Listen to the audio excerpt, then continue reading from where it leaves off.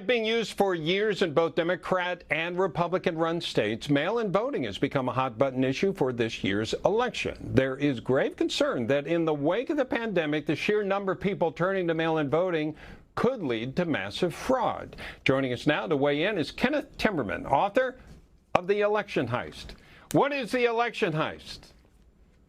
Well, it is a plan in my book by the Democrats to steal the election by hacking our election systems. Okay. Now, this is something I've researched for the past 8 years. I first learned about this firsthand as a candidate. I was the Republican nominee in a Maryland congressional district in 2012 and was surprised to see that, well, it went with our polling.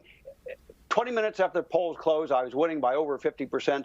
2 hours later, I lost in a landslide. Really? And I couldn't figure it out. Talked to people on the ground. There were big problems with the voting machines. We started to investigate it. We did a census of people on specific machines, found real problems, and they were completely dismissed by the voting officials. So I've spent 8 years looking into our voting infrastructure, in particular the electronic machines, and the election heist is all about how a nefarious actor, whether it's the Democrat Party, a candidate, or Russia or China, could hack into our electronic systems. And unfortunately, it is all too real. Yeah, and I don't trust the whole electronic system. I like good old-fashioned punching it. I know all the chads and everything, but I'd like to keep it as simple as possible. So let's talk about the mail-in voting. I assume you've made an analysis of where the problems are with this process. Right. And there's a big difference between, and the president has pointed this out, between absentee ballots or mail-in ballots, which you request, and the system that the Democrats want, which is universal mail-in ballots, meaning that they will mail actual ballots to everybody on the voter registration rolls. This is an invitation to fraud. Okay, how so? Let's go through the process. You send a lot of them out there, and then they come back. It must be what happens when you collect them and they come back. Well, to start with, let me give you the example of Los Angeles County. Okay, right. Los Angeles County Judicial Watch sued them last year, won the case because they had 1.5 million people on the election rolls who didn't belong there. Right. So those people, 1.5 million, would have gotten this universal mail-in ballot, and who knows who would have voted it? Would it have been Chinese agents? Okay, Russian agents? Kenneth, I'm with you on that. Having said that, it still has to be verified somewhere, right?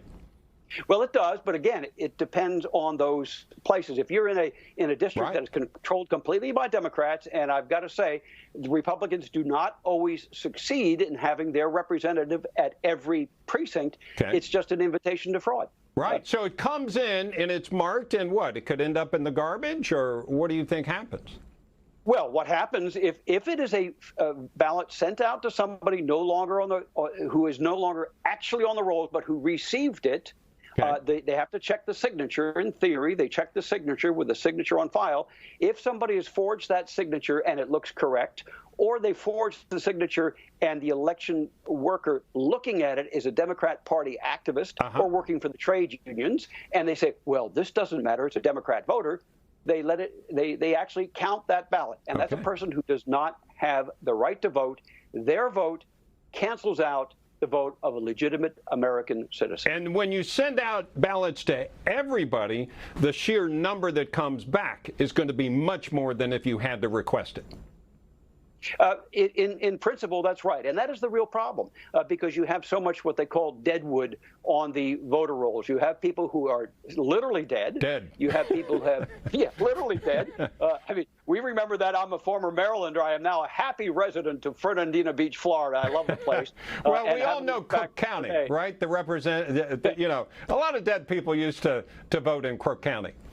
Right. Once you get the dead to vote, anything can happen, and usually it's a Democrat who wins. But so we had that in Baltimore in 1994 and since, and they had this in certainly in California and other places. In Virginia, they've just been sending out absentee ballot requests. This is from a left-wing group. 200 30,000 of them went to people who you know, they were incorrect ballots. Yeah. I mean, this is happening all across the country. It is a huge problem, and the president is right to point to it. Okay, very good. Kenneth, I hope to have you back. I think this is a fascinating topic, and it's going to drive the conversation for quite a while, maybe till November 3rd or weeks after that. We'll see. Kenneth Timmerman is forewarned. Yes. Yes, sir. Yes, sir. Coming up, we're going to be back with more of American Agenda after this.